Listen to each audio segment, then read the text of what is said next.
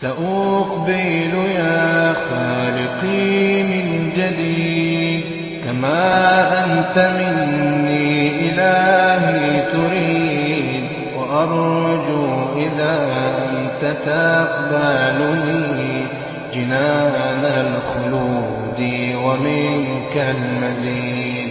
عصيتك ربي فأمهلتني وتسترني رغم أني عنيد، لأنك ربي غفور ودود رحيم بكل الورى والعبيد.